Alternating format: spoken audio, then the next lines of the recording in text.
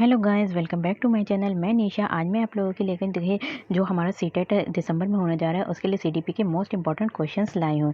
चलिए स्टार्ट करते हैं। इससे पहले मैं 3 वीडियोस करा चुकी हैं, जिन लोगों ने नहीं देखा है वो मेरे चैनल पे जाकर देख सकते हैं। तो चलिए स्टार्ट करते हैं। क्वेश्चन नंबर, इस पर सभी सब्जेक्ट की तैयारी चल रही है। आप लोग अपनी अच्छे से तैयारी कर सकते हैं पेपर फर्स्ट और पेपर 2 की। तो जो सीडीपी है वो हमारा पेपर फर्स्ट के लिए भी है और पेपर सेकेंड के लिए भी है। तो चलिए स्टार्ट करते हैं। क्वेश्चन नंबर हमारा 31 है। कह रहे हैं कि डैश के अलावा निम्नलिखित कारणों से खेल युवा बच्चों के विकास में जो खेल है खेल जो है वो युवा बच्चों के विकास में एक महत्वपूर्ण भूमिका निभाता है। तो हम कह रहे हैं कि जो डैश के अलावा मतलब बाकी जो है सही है, उसके अलावा एक इसमें से हमें रॉन्ग बताना है। तो के अलावा निम्नलिखित कारणों से खेल युवा बच्चों के विकास में महत्वपूर्ण भूमिका निभाते हैं कि तो ऐसा कौन सा है जो नहीं निभाता है। ठीक है, तो इसमें से जो है वो कौन सा निभाता है, ये समय बिताने का एक सुखद तरीका है। क्या है हमारा, ये समय बिताने का एक सुखद तरीका है। तो ये कोई खेल से क्या होता है, ये कोई सुखद तरीका नहीं है। तो हमें यही बताना है। नेक्स्ट हमारा क्वेश्चन है, क्वेश्चन नंबर 32 है। कह रहे हैं कि निम्नलिखित में से कौन सा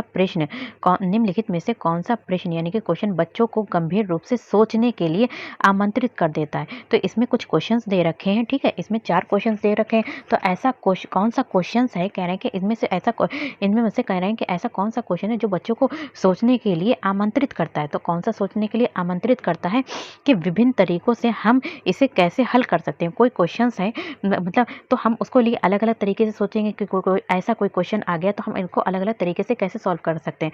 तो यही बच्चों को सोचने पे मजबूर कर देता है, सोचने के लिए आमंत्रित करता है।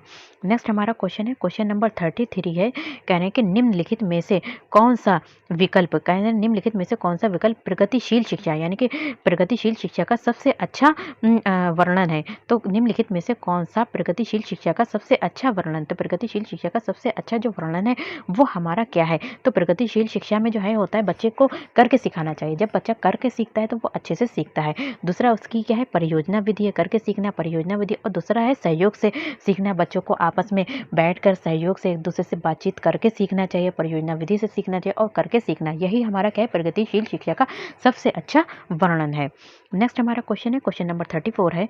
कह रहे हैं कि प्रगतिशील शिक्षा के बारे में अगर बात करें यहाँ पे, प्रगतिशील शिक्षा के बारे में निम्नलिखित में से कौन सा कथन बताता है कि शिक्षा स्वयं जीवन है। शिक्षा जो है वो अपने आप में क्या है, जीवन है। प्रगतिशील शिक्षा के बारे में निम्नलिखित में से कौन सा कथन ये बताता है कि शिक्षा जो है वो क्या है, स्वयं में जीवन है। तो हमारा कौन सा बताता है कि स्कूलों में शिक्षा जो हमारी क्या है, स्कूलों में जो शिक्षा है वो सामाजिक और प्राकृतिक दुनिया को प्रतिबिंबित करती है। तो क्या करती है, स्कूलों में जो शिक्षा दी जाती है वो समाज से रिलेटेड भी दी जाती है और प्राकृतिक दुनिया को क्या करती है, प्रतिबिंबित करती है।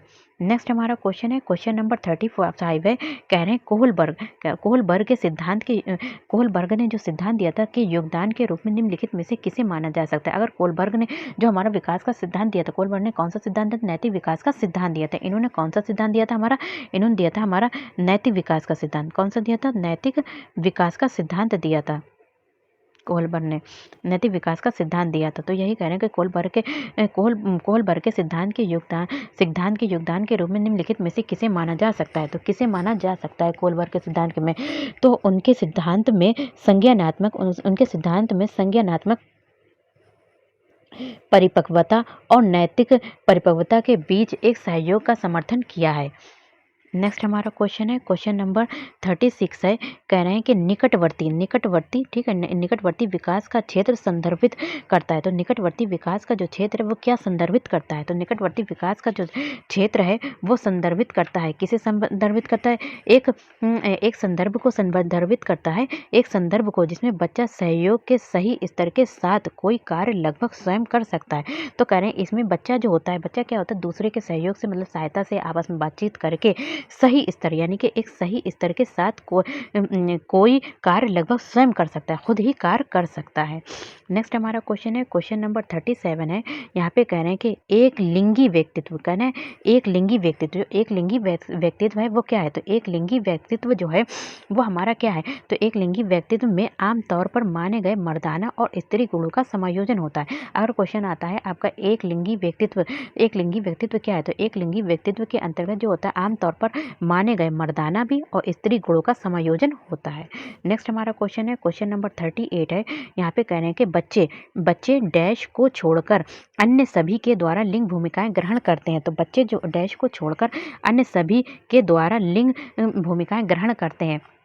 तो ऐसा कौन-सा इसमें ऑब्जेक्टिव कौन-सा मतलब ऑप्शन है जो होता है बच्चे डैश को छोड़कर अन्य सभी जो हैं वो लिंग को भूमिका ग्रहण करते हैं। तो इसमें क्या है, ट्यूशन जो है वो लिंग को नहीं जो करती है, लिंग को नहीं बताती, भूमिका ग्रहण नहीं करती। बाकी मीडिया है, समाजीकरण और जो संस्कृति है, ये सभी हमारी क्या है, लिंग भूमिकाएँ ग्रहण करते हैं।